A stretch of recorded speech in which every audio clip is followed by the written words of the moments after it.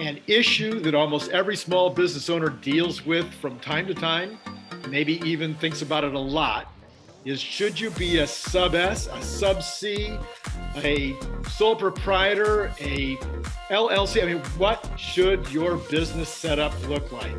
We're going to talk about setting up your business type today with a professional, with a lawyer, with Danny Lopez.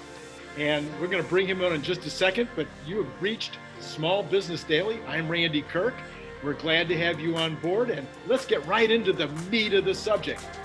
Danny Lopez, which one should I choose? Hey, how's it going, Randy? You know what? I wish it were that easy, right? So I know you had some experience with law school, and the answer that was most popular was always, it depends. Right, there you go. Exactly right. So Danny, before we get, I know we said we'd jump right into the meat, but let's at least give folks a couple of seconds about your background. You're a relatively recent law school graduate. I am, right? So I graduated back in 2019. I've had legal experience for years before that, though, through internships and work and all that stuff, all the fun stuff that every law school graduate has the fun time dealing with. But yeah, I started my own firm in 2020, mid-pandemic, and that's called My Brand Esquire. But it's been great. We've had great success. We've helped a lot of people, and couldn't be happier. Yeah, I know that we know a lot of folks in common, and I've had occasion to talk to some of them who have sent clients to you, sent friends of theirs to you, and boy, the response has been, I have to say, kind of embarrassing. Danny, I mean, are you really that good? You know what? I don't I don't want to say we're really that good, but we really do care that much. I think the most important part is the biggest complaint that a lot of attorneys get is that they're not responsive. They don't answer back to their clients. That they're hard to get a reach of. And just as a part of our culture, even in our billing strategy, we've eliminated that. You know, we want to be there for our clients when they need us, even if it's for silly questions, right? Because we all have questions. There's no such thing as silly questions, what they That's right. say. That's right. But our job is to provide peace of mind, and that's what we built. And I think those responses are from that, right? When our clients ask us questions, we answer them for them. Yeah. Well, and the big question that we're answering today is, what kind of business form are you going to set up when you start your business? And that can change from time to time. I know that I almost always start a company as a sole proprietorship or partnership, depending on the situation. But then at some point, people think, well, maybe I better incorporate. What do you recommend to people? Do you think it's a good idea to start out as a sole proprietor and keep it cheap? You know, again, it depends on what industry you're in. It also depends the level of liability in that industry, right? The biggest part with incorporating or getting an LLC is, what are you willing to lose, right? So if you're someone who is an absolute startup, let's say you're starting from zero, you're still living in your mom's house, right? Sole proprietor for you might be the best way to go. You know, worst case scenario, let's say you get sued. Well, you don't have a lot to lose, right? Like, maybe you have a car, maybe you have a PlayStation or something. The odds are that your worst case scenario isn't going to be as bad as somebody's else, right? Now, let's say you're someone in your 40s, let's say someone in your 50s, and you have things, right? Let's say you have a house Yeah. you're paying a mortgage on. Let's say that you have vehicles. Let's say that you have kids. Let's say that you have a college fund put away for those kids. Well, now those are things that can get reached if you do get sued and you're a sole proprietor. Yeah. And at that point, when you're starting off, your question is to yourself, well, how much liability can I afford to have while doing this? And look, some businesses, no matter what it is, it's not that dangerous to run, right? So, if you're running something like a digital marketing agency, that's a low liability type of work, right? Right. You usually have insurance that can cover some of those errors and omissions, right? Worst case scenario, you make an update on a website or marketing material. It's stuff that's very manageable.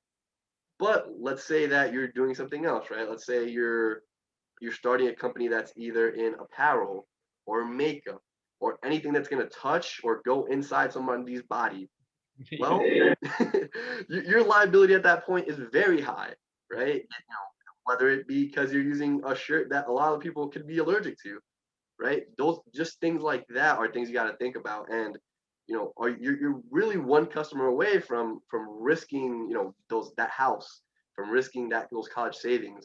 So at that point, let's think about incorporating. So yeah, so it really comes down to liability. If you're manufacturing ladders, you probably should have some kind of corporation. Oh, absolutely. And I'm I'm the lawyer, so I talk about it from the legal side. But the other thing that you want to think of is the tax side of it, right? Because there is different tax benefits for different things, right? So a corporation, an LLC, everybody here's the new cool one is the S corp Right. that everyone's going for. So there are tax things that are involved with those. And again, the things that you have to think about, like timing, what are you doing? With that, you really should talk to your bookkeeper or your CPA, because they might have tax strategies for you as far as your entity type. Right. So there's the tax consideration comes after the liability consideration, and then also, I suppose, if you want to raise capital.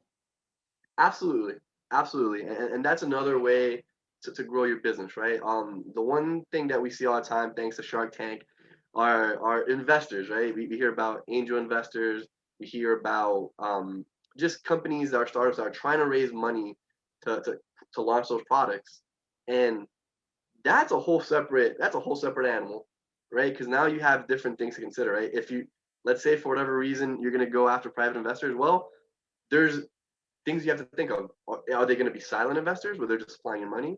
Are they going to have a voice in your business, right? Do you want to set up as a corporation so that now you have your directors and you also have the members of that corporation?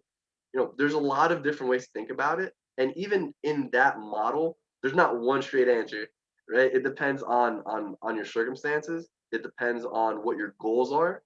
And most importantly, and my thing is, you know, it depends about where you see it going, because where your business is going to be 5 years from now usually isn't where it is today. Right. So you want to have that foresight. You want to have the ability to make decisions for that vision. So I know I've had sub S, and I currently have an LLC on one of my companies, and the complication sometimes happens when you have more than one person involved in the entity. So you actually make money. Who knew? Who knew? And so you're making money, and now in some cases, the corporation can hold some of that funds without any tax. Well, with a corporate tax, like a C corp, right? Right. Correct. But then an S corp, if you make money, you have to distribute it, or at least you have to distribute some of it, and then it has to be distributed evenly. Isn't that kind of how it works? I may be confused here. No, so you're right. You're on the right track, right? So the one thing that you want to think of whenever you have an entity is that that's a whole separate person, right? So let's say you have partners in the situation. Let's say me and you are partners and we have a corporation. Well, there's three people.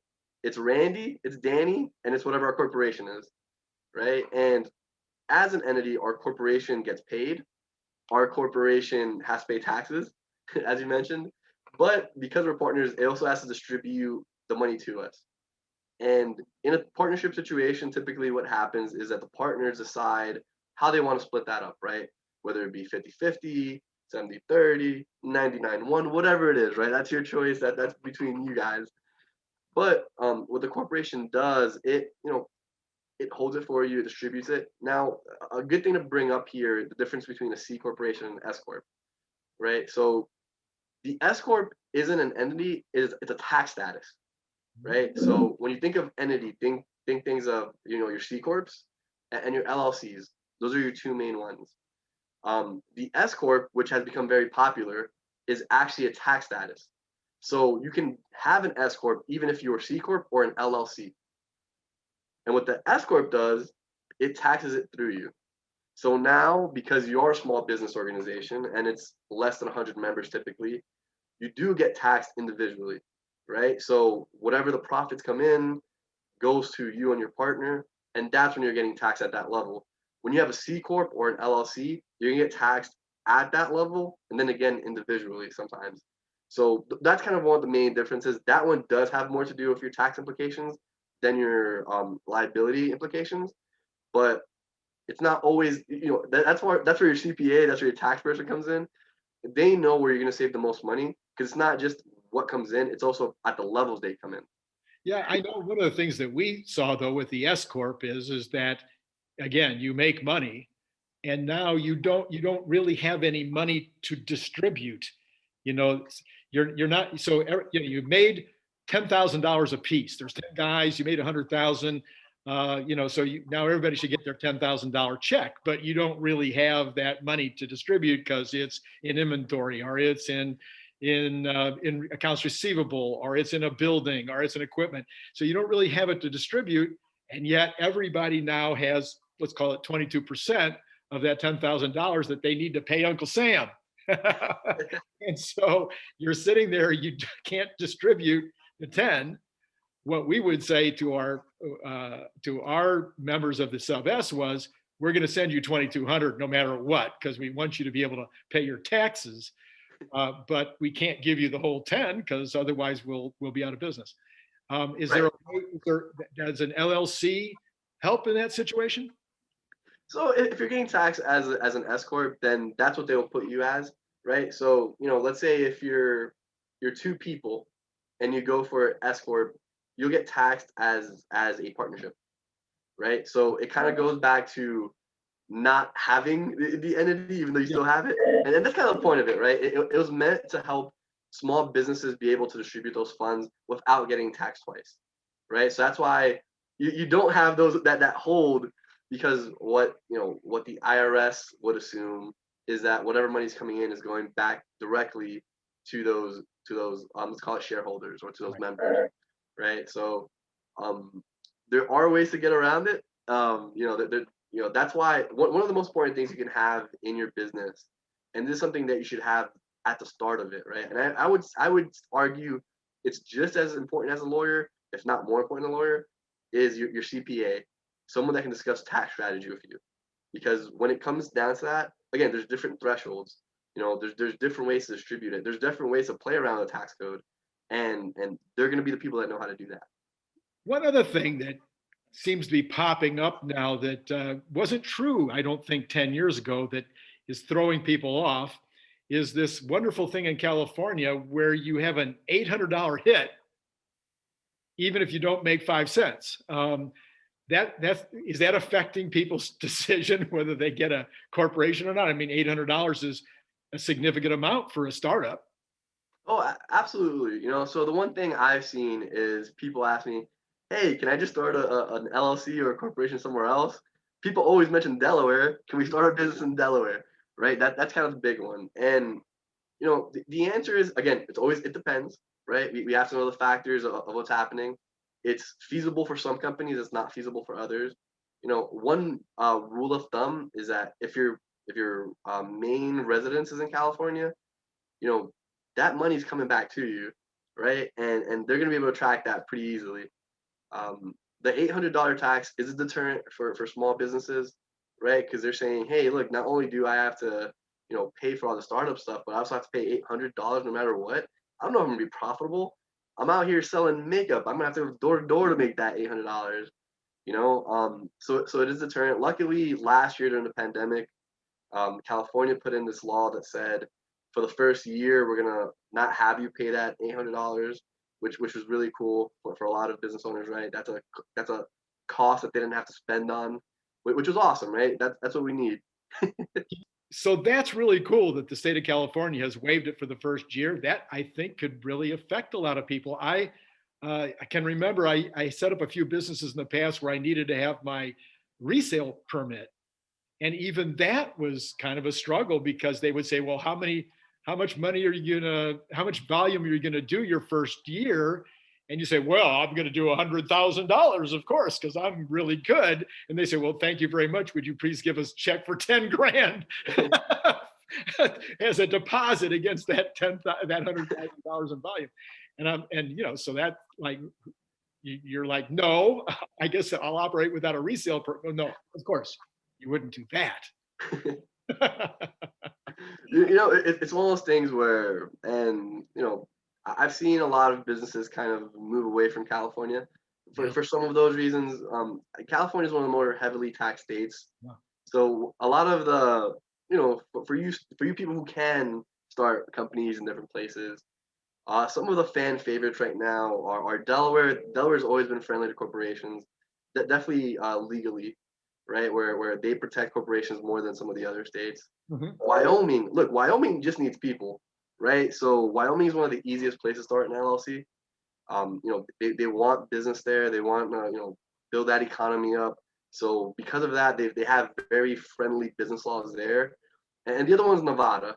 Nevada has kind of got a bad rap in the past because at one point it was considered mobsters' paradise for tax law, but it's really changed now, right? But it's still one of those places where it's really friendly tax wise.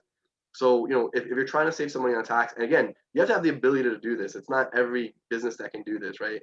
If you're gonna have employees in California, you can't say, "Oh, but by the way, we're a Nevada, we're a Nevada corporation. Everyone just commutes 2 hours a day each way." So, but those are some of the things that business owners tend to think of, right? And again, it's always an analysis of what you can do, and if those are some advantages that you can take of, some things you can take advantage of. So in the old days, you had to rent a closet in Nevada in order to be a Nevada corporation. Is that still true, or is it have they done away with the fiction? You know what? It's a little bit different. I'll say this. States kind of know that people try to do this stuff now, so there are some requirements, right? So for instance, whenever we set up a company in some other state, there needs to be some kind of physical presence there. Closet's a good one, but typically now they've kind of done away with like PO boxes. That's no longer something that you can really use in some states. So registered agents are a good way to go, where a lot of registered agents allow you to use their address as your business address, and it runs as a business, right? They have receptionists for you. They have that kind of infrastructure that you would in a regular business, especially now that everything's virtual, right? Like there's a lot of businesses that you don't need anybody.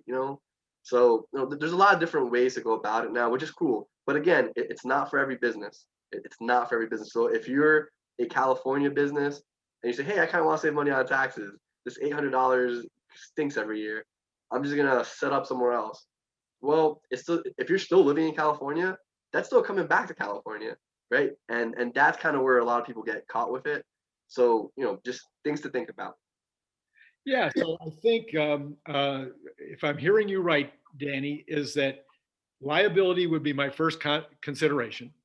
My second consideration would be taxation. So if I think the company is going to make a lot of money, or if I'm going to have partners and those partners are going to be concerned about the taxation, that those would be maybe the first two things that would cause me to say, boy, I need to think carefully about incorporation. Otherwise, it's always possible to start up as a sole proprietor with almost no cost, really, other than maybe filing a fictitious name statement or something. There, you can pretty much start a small business under a proprietorship or a partnership with little startup costs. Absolutely. Like, and the one thing I say is think about your goals, and your goals are going to change as you go, right? So yeah, maybe it works for you to be a sole proprietor now, but 2 years from now, maybe it makes sense to get your LLC. Maybe it makes sense to have a corporation. If you're gonna have a business partner, I think if you're gonna have a business partner, if you don't want to incorporate, at the very least, you need a partnership agreement, because that's the one thing we see on the daily, kind of just that always kind of goes over people's head. They just don't do one. This is my best friend from high school. This is gonna work out great. Like, and those things never do. So I always I always talk about the partnership as being extremely similar to marriage. yes. I had a number of partnerships. I love partners. I would always prefer to have a partner in my business, and I love the partnerships. But the reality is that you know the smallest things that are the same kind of things, power, distribution of work, distribution of money. I mean, the same things that get in the way in marriage are the same things that get in the way in partnerships. And yeah, there needs to be an agreement. Yeah, and here's what I'll say. You'll in business, just like in life, you're gonna be a different person 5 years from now. And if you have a business partner, they're gonna be a different person too. And those goals, the way you got there, what they see in the future of the business don't always align like they did at the beginning. And that's not a bad thing. I'm not saying it's a bad thing at all. What I'm saying is you need something in place for if that's going to disrupt the business, if that's going to disrupt your personal life, you need to have an out that isn't going to end up in the court, right? Even though I'm an attorney, so you think, hey, this guy wants to go to court all the time. My goal is really to keep you out of there because one of the biggest business costs is litigation. Right. So if you can have the agreements in place, if you can have the right structures in place to avoid those things, you can be profitable just by doing those things and avoiding that major cost, right? The last thing you want is a $1 million company. Now you're fighting about it in court, which let's say you guys are both fighting, that's $100,000 each at least, right? So you can avoid these things is what I'm saying. I know you agree with me and hate litigation. So it's okay for me to say this when you as a lawyer are here. After 3 years at UCLA Law, I only learned one thing. And that one thing was never sue or be sued because the only winner is the lawyer. Yeah, and that's the absolute truth. And my background is actually litigation, so I know what goes into it. And I also know that it's such a waste of money. And the emotional aspect Yeah. tears you up. Yeah. Here's what I'm saying. If you guys are ever in a lawsuit and you go talk to an attorney, make sure they have your best interest in place, right? A lot of times, and I don't mean to try to knock on the profession, but it's a business, right? So if you tell us this is what you want to do, we're gonna say, yeah, let's go to court. We'll make our 20,000 from it, and you'll be a wreck for the next 2 years. But we're good. We're all good. You don't want to do that, right? Sometimes litigation is necessary, but I would say 99% of the time, there's ways to get what you want done without that added cost, without that added stress, without that added drama. Because it is drama. Some people just like the drama of it too. Like, let's not lie about it. But uh, you want to start. Our job is to think about how we can avoid that for you, right? So I think that's another reason why our clients do like us as much as they do is we don't want you to have to go through that. Our goal is not for you to go to court and haha, now we get to sue everybody and stuff like that. Some companies need to do that because there's a lot of different. The bigger you are, the more likely you are to get sued or gonna have to sue. Let's just put it that way. Exactly. But that's not a cost that everyone already has in place. So, Danny, you are in the bar in California and also now New Jersey? Yeah, so I passed the New Jersey bar last year, sometime in February. I'm bad at dates, but so sometime in February I passed the New Jersey bar. I'm actually from the East Coast. My family still lives in New Jersey, so that was really important to me. The plan is to have a law firm both in California and in New Jersey. A lot of the work that we do at our law firm is federal in nature anyway, so we're not tied to a physical location, right? That's kind of where litigation kind of holds you back if that's what you didn't focus on as a lawyer. But most of the stuff we do is federal. So the whole goal is to be able to help as many people as we can. For me, New York, New Jersey is in my heart, and that's always going to be home for me no matter where I am. So it's really important for me to do that. And also, we're going to start helping people there pretty soon. I still got to get sworn in. It's a laziness thing more than it is more than it is anything else. I haven't set the time aside to get sworn in, but I have a plan to do that with my mentor attorney when I was in high school. So it's a whole sentimental thing that we're going to go through. But but to answer your question, yeah, we're barred coast to coast technically. Okay, all right. And then in addition to the general practice of small business, you also specialize, as you mentioned, in these federal issues, which would be trademark and copyright, things of that nature. Yeah, and just from a legal standpoint, we're not allowed to specialize, but we have a focus on it We're one of the few business firms that takes trademark work seriously. A lot of people or a lot of business law firms, they do trademark as kind of like an add-on, right? For us, we know the importance of trademark law. It's really how you build a brand. It's really how you expand, especially now in the digital age, right? Where you have so much access to information. Well, everyone has access to that information. So there's a lot of people out there that want to take advantage of your good work, right? And on the other side, there's so much stuff out there that you might not even know that you're the infringer, which is a big deal, right? To answer, yeah, our focus, we have a major focus on trademark law. It was my passion coming out of law school. It's what I really love.